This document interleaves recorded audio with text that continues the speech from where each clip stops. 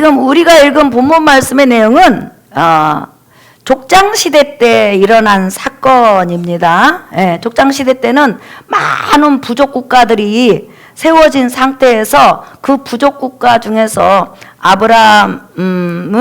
아브라함이나 또한 욥 시대 때 그 살던 시대 때 욥이 가장 동방에서 큰 부족국가이면서 하나님을 섬겼던 그런 시대인과 동시에 그 욥이 살던 시대에는 많은 부족국가들이 여호와 하나님을 섬겼던 것을 우리 성경의 그 역사를 통해서 볼 수가 있습니다. 그런데 동방에서 가장 하나님을 잘 섬기고 그 다음에 가장 부유하고 그 다음에 고대 시대 때는 자기 가정의 세력을 과시하는 것이 바로 아들들이었어요. 아들이 많다는 것은 그만큼 세력이 강하다는 걸 보여주는데 욥에게는 무려 아들이 7명이나 있었고 딸이 3명이나 있었어요. 그러니까 사실 자식 부자인 것을 볼 수가 있습니다. 그런데 어느 날 하나님께서 욥하고 상의하지 않고, 문제는 우리에게 인생을 살다가 환난이 오고 어려움이 오면요, 나하고 하나님께서 여러분하고 상의하지 않고 하나님께서 일방적으로 환난을 주신다는 거예요. 그렇기 때문에 우리가 당황스러워요. 이거 왜 그러지? 이렇게 놀래죠. 어느 날 갑자기 욥에게 하나님께서 큰 환난을 주셨는데요, 모든 재산 한꺼번에 다 없어져 버렸어요. 불타서 없어지고 도둑이 뺏어가고 완전히 없어졌습니다. 그리고 여러분, 우리가 우리 김미순 집사님, 여러분 우리 그 피아노 그 다음에 또 올겐 이렇게 커버 저런 걸 이렇게 만들어서 이렇게 헌물하신 분, 방서 부신 분, 그 우리 신중식 집사님이 굉장히 건강했거든요.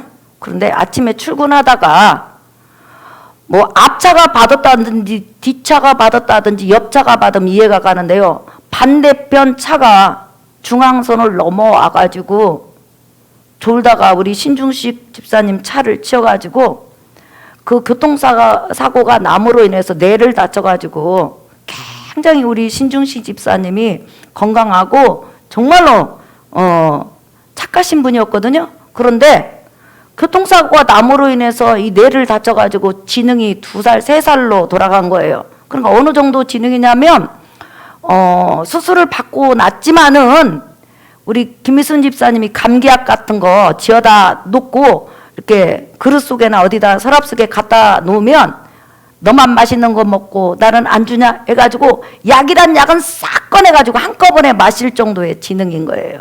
한꺼번에 다 먹을 정도로. 그러면 여러분 죽잖아요. 감기약 이만큼을 갖다가 한꺼번에 너만 맛있는 거 먹고 나는 안 주냐 하면서 먹어버리면 죽잖아요. 그 정도로 지능이 애기 지능이 되었어요. 그래서 이제 한 20여 년 가까이 사시다가 하나님 앞에 부르심을 받았는데, 너무 놀라운 것은 다른 건 다 잊어버렸는데 예수 내 구주는 잊어버리지 않았고, 그 다음에 다른 건 다 잊어버렸는데 창세기에서부터 계시록까지 성경을 쓰는데요, 여호와 하나님만 나오면 빨간 글씨를 쓴다는 거예요. 이거 얼마나 놀랍습니까, 여러분? 그리고 다른 주의 종은 다 잃어버렸는데 저를 딱 보더니 뭐라고 하냐면, 우리 박미랄 목사님이세요? 이래요. 예, 제가 박미랄 목사님이에요. 그랬더니 반가워요. 예, 결혼식 때 다른 분들은 다 잊어버렸는데 저한테 아는 척을 하는 거예요. 그런데 중요한 것은 우리 김미순 집사님이 인생을 살면서 그런 환난에 대해서 생각을 해봤겠냐는 거예요. 그런데 하나님이 상의 없이 그런 환난 가운데 집어넣었다는 거죠. 욥도 지금 한 명 자식이 죽어도 하늘이 무너질 텐데 10명이 한꺼번에 죽었다는 거예요. 아들 7에다 딸 3이 한꺼번에 죽었어요. 여러분, 우리 한 사람만 죽어도 얼마나 가슴이 아프고 정신을 못 차리잖아요. 저도 오늘 저녁에 예배 끝나면 또 우리 굉장히 그 신실하신 목사님 남편이 갑자기 하나님 앞에 부르심을 받아서 조문을 가야 되는데, 어쨌든 갑자기 그런 거예요. 근데 하나님께서 어떤 꿈에나 조금이라도 어떤 계시를 줬다면 마음의 준비라도 하죠. 근데 마음의 준비가 없이 그냥 그대로 당한 거죠. 그 다음에 자기 몸은 머리에서 발끝까지 악창이 나가지고 너무 가렵고 너무 괴로워가지고 기와장에서 탁탁 재를 뿌리고 긁는 그것밖에 없어요. 딱 건강한 사람은 하나. 성경 이렇게 맥락상 보니까 부인이 당신이 자식도 죽고 재산도 다 뺏기고 그 다음에 당신 몸도 병이 났는데 왜 하나님을 원망하지 않느냐? 당신이 그렇게 하나님을 잘 섬겼는데 그렇게 환난이 올 수 있냐? 하나님을 욕하고 차라리 죽어라! 하면서 큰 소리 칠 정도였으니까 부인만 건강했던 것 같아요. 부인만. 그래서 내가 가만히 생각했어요. 왜 하나님께서 욥의 부인만 건강하게 만드셨을까? 욥의 마음을 더 시험하시느라고 그렇지 않았을까? 지긋지긋하게 그 옆에서 내가 힘들 때 가시 노릇하는 사람이 있잖아요. 가뜩이나 어떤 부분에서 힘든데 이런 부분으로 내 마음을 다 불안하게 하고 요동시키는 그런 문제거리들이 우리 가정에 한 번씩은 있잖아요. 예. 그러니까 하나님께서 도가니는 은 같은 것을 단련하지만 여호와는 사람의 마음을 단련하신다고 해서 내 마음을 단련하는 인물들이 내 주위에 있는 것을 볼 수가 있어요. 그런데 어쨌든 욥은 한꺼번에 모든 것을 다 잃어버렸습니다. 그런데 이 욥의 소식을 저 다른 부족에 살고 있는 세 친구가 들은 거예요. 국적이 달라요. 근데 중요한 것은 전부 다 여호와 하나님을 안다는 거죠. 그래서 그들이 모여가지고 뭘 상의를 했냐면 욥이 굉장히 어려움을 당했으니까 우리가 이문가자 가는데 무조건 이루하는 말만 하자. 절대로 단 한마디도 실수하지 말고 이루하자. 성경에 보면 여러분 11절 보세요. 읽어볼까요? 시작.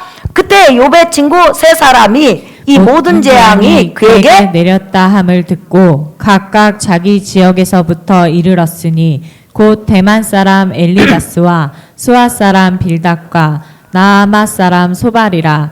그들이 욥을 미문하고 위로하여 서로 약속하고 오더니. 그렇죠. 약속했잖아요. 뭐라고? 우리 이루하자. 그러니까 들은 소문에 의하면 욥이 굉장히 공경에 처했다는 걸 알 수 있죠. 그러니까 얼마나 그들이 그 욥에 대해서 자세히 들었으면 우리 이문하자, 위로하자 이렇게 약속을 하고 오겠어요. 그래서 약속을 하고 먼 거리에서 친구이기 때문에 왔어요. 와서 딱 보니까 여러분 자기들이 들었던 소문하고 정말로 다를 정도로 더 잔혹한 거예요. 더 비참한 거예요. 그래가지고 이 친구들이요 일주일간 욥하고 똑같이 죄를 뒤집어 쓰고 금식하면서 일주일 동안 있었어요. 여러분 우리가 성도들이 어려움 당할 때 사실 우리가 하루 금식하는 것도 힘들거든요.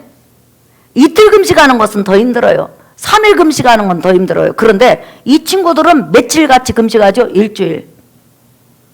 그 자리에서 움직이지도 않고. 그러니까 육적으로 보면 대단한 우정이고 대단한 친구인 거예요. 우리가 인생을 살아가면서 이런 친구 만나보기 힘들잖아요, 사실은. 그런데 일주일이 딱 지났어요. 지났는데 문제가 생겼어. 갑자기 욥이 일주일이 딱 지난 다음에 친구를 딱 바라보면서 뭐라고 하냐면 나는 하나님 앞에 이렇게 매맞을 짓을 한 적이 없다. 나는 내 나름대로 정말 하나님을 잘 섬기고 정말 하나님 뜻대로 살고 우리 자식들 생일만 돌아와도 마음에서 하나님 혹시 떠날까 봐 하나님 앞에 제사를 드렸는데 어떻게 하나님께서 나의 모든 재산을 한꺼번에 다 가져갈 수 있고 나를 이렇게 빨가벗긴 거지를 만드냐. 그 다음에 내 자식 한두 명도 아니고 10명을 한꺼번에 죽게 할 수 있냐. 그리고 나는 머리에서 발끝까지 나를 이렇게 악장으로 때릴 수 있냐. 나는 이렇게 하나님 앞에 저주받을 짓을 한 적이 없다. 나는 정말 하나님이 궁금하다. 왜 하나님께서 이렇게 나한테 때리셨을까? 왜 나를 저주하셨을까? 나를 왜 이렇게 비참한 환경으로 몰아셨는지 나는 진짜 하나님에 대해서 정말 궁금하다. 공의의 하나님이 나한테 어떻게 이럴 수가 있느냐 이러면서 욥이 말을 했어요. 그 말을 딱 듣자 새 친구가 갑자기 막 분노가 일어난 거예요. 욥기서 4장 1절에서부터 한번 보겠습니다. 자, 욥의 세 친구 중에서 1번 타자가 딱 이제 나타나서 욥을 향해서 자 읽어볼까요? 시작. 대만 사람 엘리바스가 대답하여 이르되 누가 내게 말하면 내가 실증을 내겠느냐? 누가 참고 말하지 아니하겠느냐? 보라, 전에 내가 여러 사람을 훈계하였고 손이 늘어진 자를 강하게 하였고 넘어지는 자를 말로 붙들어 주었고 무릎이 약한 자를 강하게 하였거늘 이제 이 일이 내게 이름에 내가 힘들어하고 이 일이 내게 닥침에 내가 놀라는구나. 내 경외함이 내 자랑이 아니냐? 내 소망이 내 온전한 길이 아니냐? 생각하여 보라. 죄 없이 망한 자가 누구인가? 정직한 자의 끊어짐이 어디 있느냐? 내가 보건대 악을 밭갈고 독을 뿌리는 자는 그대로 거두나니 9절. 다 하나님의 입 기운에 멸망하고 그의 콧김에 사라지느니라. 사라지느니라. 아멘. 자, 1번 타자 엘리바스가 딱 뭐라고 하냐면, 야, 네가 밭에다 씨를 뿌리듯이 얼마나 사람이 볼 때는 네가 천사고 사람이 볼 때는 하나님을 잘 섬기는 사람 같았는데, 얼마나 하나님이 보실 때 사람 몰래 죄를 많이 졌으면 하나님께서 이렇게 너를 잔혹하게 다스리겠냐. 너는 죄인 중에 개수다. 그러면서 이제 여러분 비웃는 거예요. 놀리는 거예요. 4절 5절 6절을 보면 뭐라고 하냐면, 네가 너처럼 그렇게 환난을 당한 사람을 볼 때는 네가 위로해주고 세워주면서 괜찮다고 참어라 어쩌라 하면서 그렇게 위로해주더니, 네가 막상 그 일을 당하니까, 네가 막상 그 일을 당하니까 너는 왜 이렇게 놀래니? 너는 왜 이렇게 당황하니? 너는 어쩔 줄을 왜 모르니? 이렇게 지금 여러분 말로 비웃는 거예요. 그러면서 네가 지금 죄를 하나님 앞에 지은 것이 없다고 그러는데, 네가 지은 죄가 사람이 볼 때는 착했는데 하나님이 보실 때 땅에서부터 하늘까지 가득하니까 하나님께서 너를 이렇게 때린 거 아니야. 그런데 어찌 네가 그 입을 가지고 하나님 앞에 죄가 없다고 지금 말해. 너 그러면 안 돼. 네가 지은 죄값을 너는 받는 거야 하면서 1번 타자 엘리바스가 욥을 향해서 들이받았어요. 그리고 말끝에 막 비웃잖아요 지금. 예. 그래서 엘리바스가 딱 끝난 다음에 또 욥이 뭐라고 하냐면, 절대로 나는 하늘이 두 쪽 나도 내 자식이 한꺼번에 10명이 죽고 전 재산이 날아가고 내가 병이 들어서 완전히 이렇게 지렁이 같은 비천한 자가 될 정도의 그런 죄악을 저지른 일이 없다. 그러니까 바로 2번 타자가 나와요. 자, 한번 보겠습니다 여러분. 욥기서 8장 1절. 수아 사람 빌닷이 대답하여 이르되 내가 어느 때까지 이런 말을 하겠으며 어느 때까지 내 입의 말이 거센 바람과 같겠는가. 하나님이 어찌 정의를 굳게 하시겠으며 전능하신 이가 어찌 공의를 굳게 하시겠는가. 내 자녀들이 주께 죄를 지었으므로 주께서 그들을 그 죄에 버려두셨나이다. 네, 자 여러분, 우리 부모에게 있어서 가장 아픈 상처가 뭐냐면 자녀를 비하한다든지. 지금 자녀가 10명이 죽었어요. 그런데 욥, 네가 범죄해서 하나님 앞에 매를 맞았어. 여기까지는 욥이 그래도 참을 수 있어요. 근데 뭐라고 하냐면, 오늘 성경에 보니까 네 자녀들이 하나님 앞에 얼마나 악랄한 짓을 했으면, 얼마나 죄를 많이 졌으면 하나님께서 그렇게 비참하게 죽게 하냐. 너는 네 자녀들 교육을 잘 시켰다 생각하고 생일 때마다 제사를 드린다고 하고 다른 자녀들 하나님 말씀으로 사세요 이렇게 교육했지만은, 하나님이 보실 때는 너도 죄인 중에 개수지만 네 자녀들은 더 죄인이야. 이렇게 욥을 여러분 이로는커녕 칼 몇 개? 1000개로 그냥 아주 그냥 난도질을 해놔버리죠. 칼 몇 개로? 1000개로. 그러니까 욥이 막 흥부를 해가지고, 글쎄 나는 하나님 앞에 이렇게 매 맞을 짓을 한 적도 없고 내 자녀들이 한 적도 없다고 막 그러니까 나중에 3번 타자가 딱 나오죠. 그래가지고 또 욥한테 그런 헛소리를 하지 마라. 하나님은 공의롭고 정의로운 분이기 때문에 네가 죄를 짓으니까 그렇게 매를 맞은 거지, 네가 끝까지 얼마나 더 맞고 싶어서 그렇게 매를 보냐. 저 입을 가만두지 말고 입을 쳐라. 이렇게 딱 이제 우리 사국으로 말하면 그렇게 말을 한 거죠. 그런데 이 대화가 쭉 이어가면서 나중에 하나님께서 딱 나타나가지고 욥한테 말씀을 하셔요. 욥아, 너는 정말로 내 앞에서 깨끗하니? 이렇게 물어봐요. 그리고 내가 이 세상을 운행하는 것을 네가 다 알 수 있느냐? 이렇게 물어보면서, 아무리 네가 거룩하고 깨끗하게 살아도 인간은 하나님 앞에 머리에서 발끝까지 죄인이라는 거예요. 하나님이 궁의를 베풀어야만 살 수 있는 죄인이라는 것을 하나님께서 깨닫게 하시니까 뭐라고 써요? 욥이 자기가 하나님 앞에 자기 의를 내세우다가 회개를 해요. 하지만 네가 한순간에 자녀를 잃어버리고 재산을 잃어버리고 몸에 악창이 난 것은 네 죄로 인해서 하나님께서 너를 때린 것이 아니라, 내가 너를 때린 것이 아니라 내가 더 큰 은혜를 주기 위해서 그렇게 잠시 거둬가신 것이다. 이렇게 하나님께서 설명을 해주셔요. 그뿐만 아니라 그 친구들에게 너희들은 분명히 악인은 나중에 악을 뿌림으로 망한다. 그리고 의인은 의를 뿌림으로 의를 거둘 것이다. 그런데 중요한 것은 이 세상에서 그 말씀이 그대로 적용되는 것은 아니라는 거예요. 인간이 죽은 다음에 악인은 그대로 하나님 앞에서 악을 거두어요. 예수 밖에 있는 사람은 그 죄를 거두어요. 그러나 예수 안에 있는 사람, 이 의인이라 할지라도 이 세상에서는 악인이 의인보다 훨씬 잘 돼요. 하나님을 섬기지 않는데 들어와도 복받고 나가도 복받고 뒤집어져도 복받고 쓰러져도 복받고 옆으로 부딪혀도 복받는 거예요.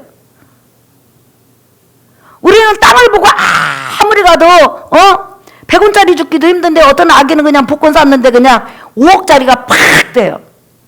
그래서 우리는 이런 생각을 해요. 아니 하나님의 백성에게 하나님께서 물질을 주시고 축복을 주시고 은혜를 주시면 우리가 그냥 할렐루야 하나님 교회도 지어바치고 그냥 다 이렇게 도와주고 그럴 때 도와줄 텐데 어쩌면 저렇게 자기 주머니만 채우는 이방인들 하나님 믿지 않는 사람에게 하나님께서는 물질을 저렇게 허락하셨는가? 과연 하나님은 나에게 관심이나 있는가? 이런 생각을 할 때가 참 많아요. 그런데 하나님께서는 욥의 친구들에게 말씀하셔요. 너희들 말은 궁극적으로 맞다는 거예요. 그러나 이 땅에 사는 동안에는 의인이 얼마든지 악인처럼 때로는 고난 가운데 처해질 수도 있고 하나님 뜻에 의해서 고난에 처박아질 수도 있고 또한 악인이 응행할 수도 있다는 거. 그러나 종말에 가서 하나님 심판대에 가서는 악인은 악인대로 벌을 받고 의인은 의인대로 상을 받는다는 거예요. 그러니까 쉽게 말하면 여러분 예수 그리스도는 완전한 의인이세요. 믿으시면 아멘 하십시다. 근데 예수님은 빨가벗고 십자가에서 처절하게 죽었어요. 그때 죽었을 때 유대인들이 뭐라고 그랬어요 여러분? 시편을 보면 그 예수님을 조롱한 말이 그대로 나오죠. 네가 하나님 앞에 얼마나 범죄했으면 하나님이 너의 그 죄에 대해서 얼마나 눈을 뜨고 볼 수 없었으면 너를 그렇게 비참하게 죽이겠느냐. 그 당시 세상에서 가장 비천하고 가장 참혹한 여러분 처벌이 뭐였냐면 십자가 처벌이었거든요. 근데 하나님께서 왜 그렇게 처벌했느냐 하면서 하나님이 진짜 네 하나님이고 하나님이 네 편이라면 너 십자가에서 내려와 봐라. 이렇게 그들이 조롱을 했다는 거죠. 하지만 그 의인이신 예수님의 고난은 하나님이 계획하신 거였단 말이에요. 왜 계획하셨을까요 여러분? 우리 인간의 모든 죄값을 예수 그리스도 십자가에 쏟아 부었기 때문에 예수님은 그렇게 죽을 수밖에 없는 거예요. 믿으시면 아멘 하십시다. 그러니까 성령 충만한 의인이라도 하나님이 때로는 고난 가운데 넣으면 마음의 연단을 받을 수 있고 얼마든지 어려움 속에 있을 수 있다는 것을 바로 욥의 친구들에게도 보여준 거예요. 그러니까 우리 하나님은 욥이 됐던 욥의 친구가 됐던 언제나 은혜 가운데서 깨닫게 하시고 우리 인간의 그 작은 머리 작은 지식으로 하나님을 다 알라고 하지만 여러분과 내가 하나님에 대해서 얼마나 알까요? 억만분의 1도 안 돼요. 성경에 계시된 거기에서도 다 우리가 알지 못해요. 그런데 중요한 것은 그렇게 크신 하나님이 때로는 나를 연단 가운데 고난 가운데 집어넣는다 할지라도 중요한 게 하나 있어요 여러분.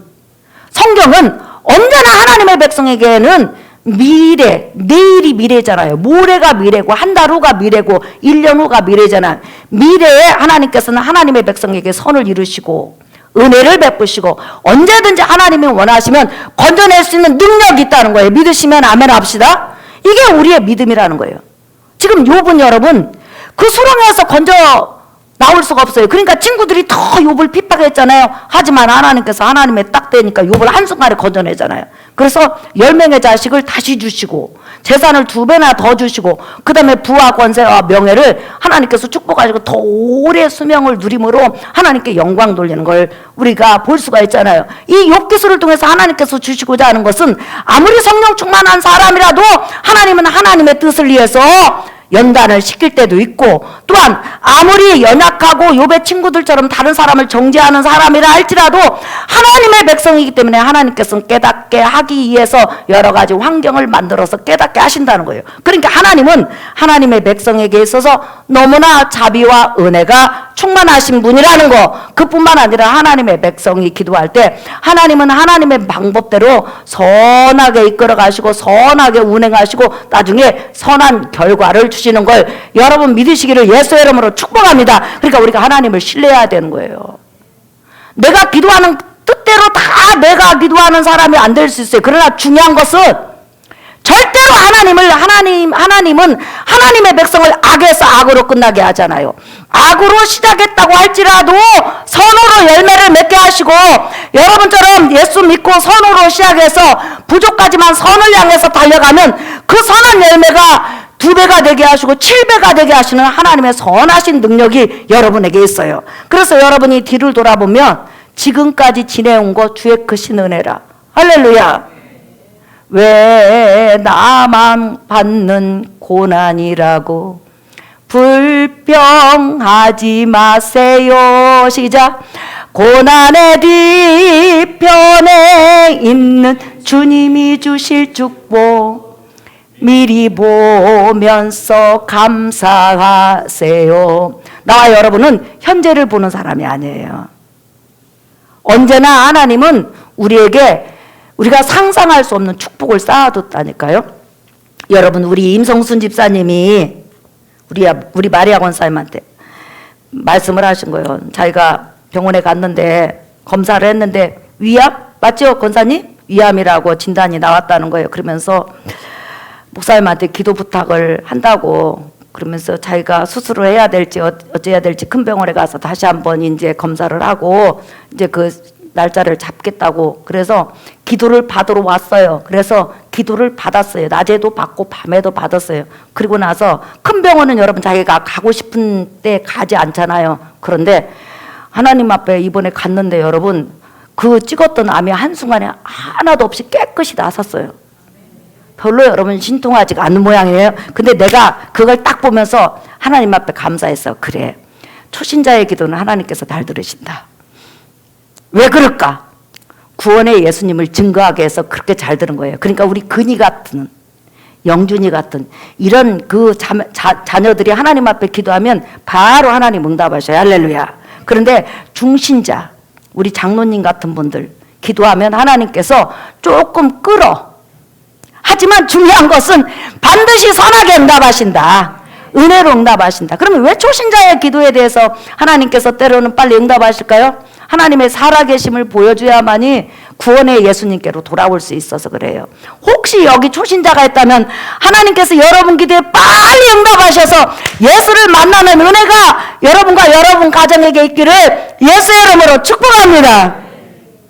그래서 여러분, 우리는 지금 내 앞에 일주일 후에, 한 달 후에, 1년 후에 하나님께서 축복을 쌓아놓으셨어요. 은혜를 쌓아놨어요. 그럼 내가 나는 한 달 후에 이런 축복을 받을 거야. 1년 후에 이런 축복을 받을 거야. 나 일주일 후에 이런 은혜를 받을 거야. 그러면 여러분, 우리가 왜 사람이에요? 하나님이시지.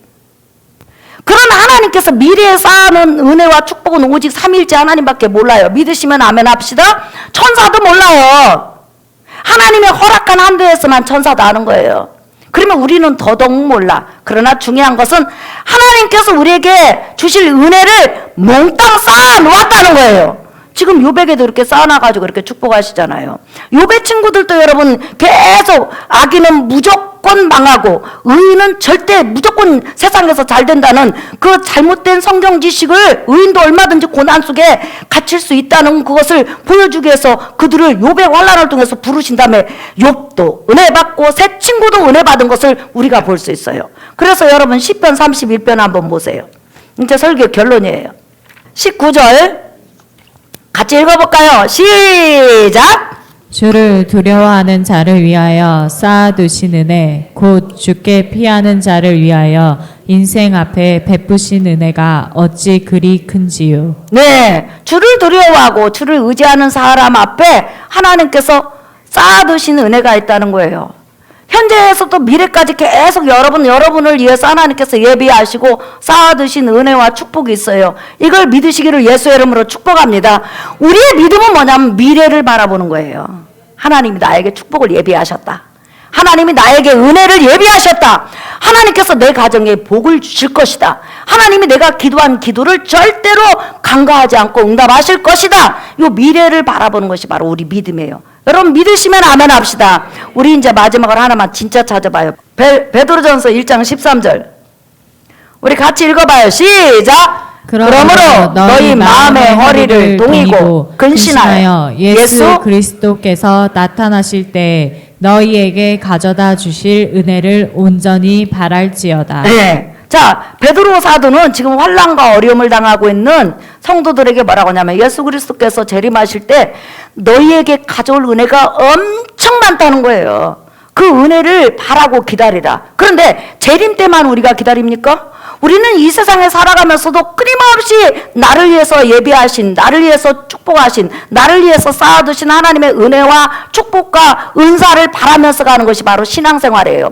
신앙생활 어제도 똑같고 오늘도 똑같고 내일도 똑같지 않아요. 가면 갈수록 하나님의 은혜와 축복과 사랑이 나를 위해서 예배해 놓으셨어요. 그러니까 그걸 바라고 가는 게 바로 신앙이라는 거예요. 우리가 예수 그리스도로 말미암아 영원 구원 받았어요. 그렇다면 구원받은 사람이 이 땅을 살아가는 동안에 하나님께서 일주일 후에, 한 달 후에, 1년 후에 어떻게 나를 축복하실지 우리는 모르지만 확실한 것은 분명히 축복하신다는 거예요. 은혜를 주신다는 거예요. 돌봐주신다는 거예요. 우리는 우리 힘으로 살지 않아요. 예수 믿는 사람은 하나님의 은혜로 살아요. 주실 축복을 바라면서 살아요. 그것을 기대하면서 살아가는 여러분 되시기를 예수 이름으로 축복합니다. 기도가 뭐예요? 주실 은혜 바라는 거예요. 기대하는 거예요. 도와달라고 하나님 앞에 손 벌리는 거예요. 우리 하나님, 전능하신 하나님 앞에 손을 내밀고 벌리는 것은 부끄러운 것이 아니고 떳떳한 거예요. 오늘 이 밤에도 온전히 주실 그 은혜를 바라고 기도하는 여러분 되시기를 예수 이름으로 축복합니다. 여러분, 우리 복음성가 322장 한번 보세요. 여러분 1절만 부른 다음에 우리 여러분의 문제들을 놓고 기도하겠어요. 예, 요즘 삶이 많이 힘드시지만은 여러분 한 달 후에, 일주일에 여러분이 어떤 축복을 받을지 어떻게 알아요? 그건 아무도 몰라요. 분명히 주신다는 거예요. 믿으시면 아멘. 예, 우리 찬양하겠습니다. 복음성가 322장.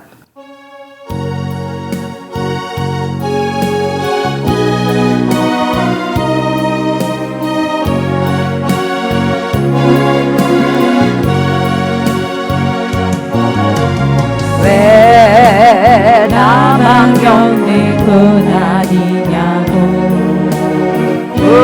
불평하지 마세요. 고난의 뒤편에 있는 주님이 주실 축복 믿으면서 감사하세요. 너무 견디기 힘든 지금 이 순간에도 주님이 일하고 계시잖아요. 나는 지쳐 앉아 있을지라도 당신만은 일어서세요.